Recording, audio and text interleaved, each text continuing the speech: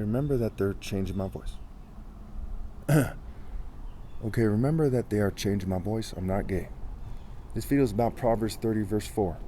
Who has gone up to heaven and come down? Whose hands have gathered up the wind? Who has wrapped up the waters in a cloak?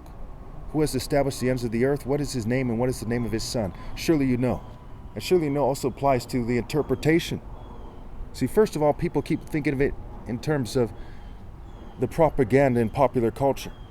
That's why when you look a little bit deeper, you see that that propaganda is false. And that's a mistake. And you start resenting people for cheating the righteous. Because even if you're tricked by the propaganda and you're confused about who Jesus is, you shouldn't be confused about who's ideal. So they let their, religions, their races, their greed, their lust, you name it, confuse them about that. Especially attractive females. And the government acts like a little child, right? They're led by these worms. The governing class lines are very immature people, very immature. They're the lowest stock in the human race. And they're contaminating the human race more and more when they reproduce. And I say this because they did something recently to cause me some hardship because I'm doing God's work. And so when you do that, is it fair to then insult your family lines? Does your families conspire against God and I? You betcha, absolutely. There's no other way it could be. More than fair. Okay. So, what is the explanation? Well, let's look at the New Living Translation. Who but God goes up to heaven and comes back down? Who holds the wind in his fists? Who wraps the oceans in his cloak? Who created the whole wide world? What is his name and his son's name? Tell me if you know. So God and I are doing things together. Why worms in the government, the racist Jews, racist whites, racist LGBT people, token minorities, military worms, are trying to interfere. It doesn't change the bottom line. You think man's technology is interfering with God's plan? You think they're doing something? No. What they're doing is embarrassing themselves and their families and marking themselves for more punishment, as they're dumb enough to try to take credit. And just like some worm with a whistle around his neck thinking he's doing, just very pathetic, very immature. Very immature, right? Stupid is as stupid does. And what they're doing is very dumb. But God's plan prevails nonetheless. God set me apart as the top martial artist ever possible. And the more they act like children, the more I'm infinitely elevated above them. Such a thing is possible, but in a sense, it is the case no matter how you slice it. So the wind, right, can represent, the spirit. It can represent the marshaling force of God. The water represents peace, well-being, righteousness. We know that from Isaiah. It can represent the peoples, the nations, the multitudes, and languages. Which one? There's the ones of God and the polluted scum of the world who are cheating me out of my right to lead. The polluted waters of the prostitute on the beast. That they're changing my voice. This video is about Proverbs 30, verse 4. They're doing a lot to mess up my voice, And so we're going to have to go ahead and just make this video anyway. Okay, remember that they're changing my voice. I'm not gay. I'm going to explain this video carefully, and I'm going to try to do it quickly. So they're trying to make it so I sound gay because there's a bunch of white supremacists, Jewish supremacists, LGBT supremacists, people in college frats who try to make their cultures seem superior. They try to dominate the cultures in society, and they don't want you to take things seriously. So when you think about who takes it most seriously, obviously it's not the Catholic Church, Protestants, Orthodox, the Jews, or the Muslims. It is the Royal African Falcon Martial Art Order. And everyone knows it. So when we look at religion, say who takes it the most seriously? Well, it's going to be a soul brother. And of the soul brothers, it's going to be a martial artist. It's going to be the top martial artist ever possible. That's me. So the degree of racism is extreme. The degree of immaturity coming from those groups is extreme. As all of them are like, don't mind if I do, while I'm being sabotaged. So I'm glad I'm not in any of those groups. Their disgrace is very, very potent. So let's get into this. Proverbs 30, verse 4. Who has gone up to heaven and come down? Whose hands have gathered up the wind? Who has wrapped up the waters in a cloak? Who has established all the ends of the earth? What is his name, and what is the name of his son? Okay. So there's different components here. And because of the white man's extreme failure to kind of take God seriously, take being a man seriously, what have you, I'm going to have to explain this in a way that is nowhere near as effective as I otherwise would, but certainly way superior to how everyone else would, because they're not even man enough to obey God through me. So, this stuff has to do with being a man. And they're not being a man, not even close. They would even rather me call them names and point this out then leave me alone and stop messing with my voice. It's very stupid. So let's look at the components of this, right? God and his son go up to heaven and come down. God and his son, gather up the wind in their hands, right?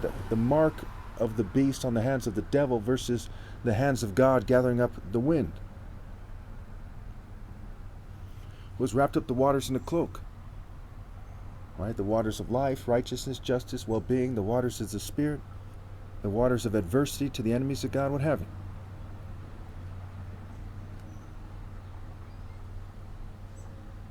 Who has established all the ends of the earth? What is his name? What is the name of his son, right? Rather, gathering the elect from the four corners of the earth, the four winds. And let's look at Proverbs 17 real fast here.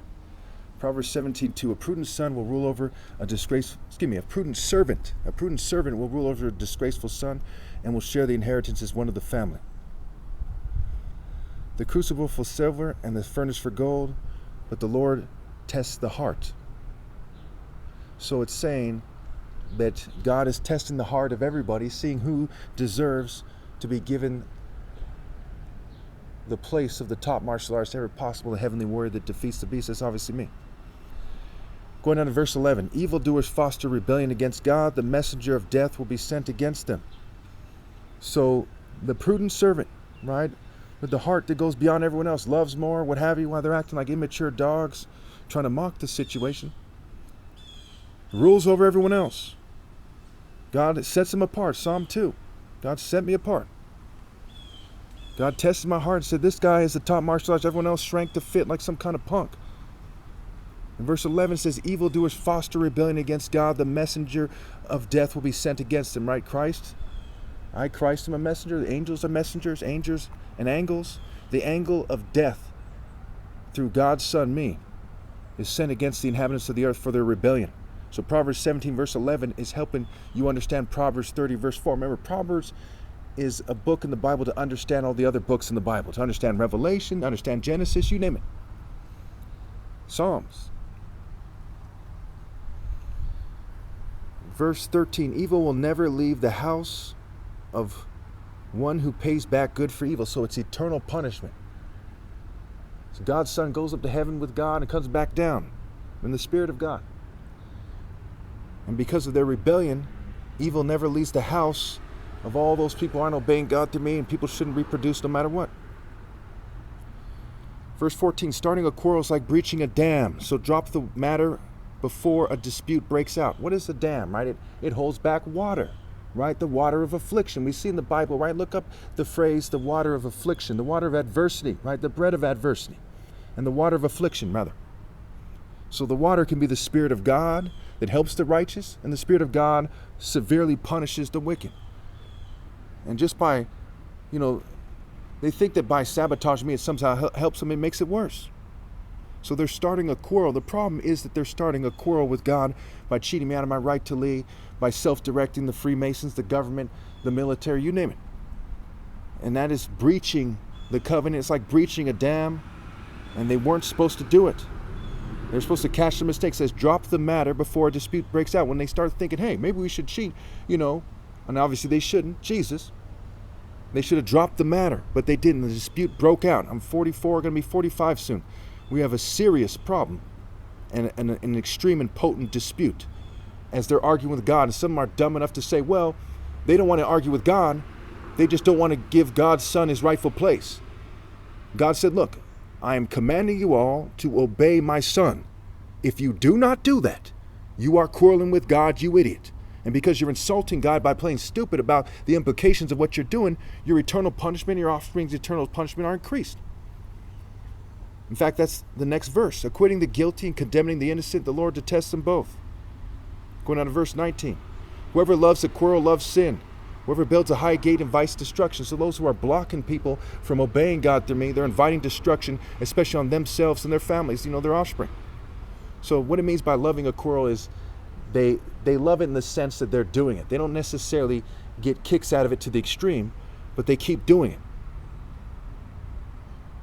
A cheerful heart is good medicine, but a crushed spirit dries up the bones. That connects to Proverbs 15, verse 13. A happy heart makes its face cheerful, but heartache crushes the spirit. As they're breaking God's heart, so to speak, as they're breaking my heart by cheating me out of my right to lead, by getting attractive females to shun me, they are intensifying a quarrel that is going to break out on them like water, right? Whose hands have gathered up the wind?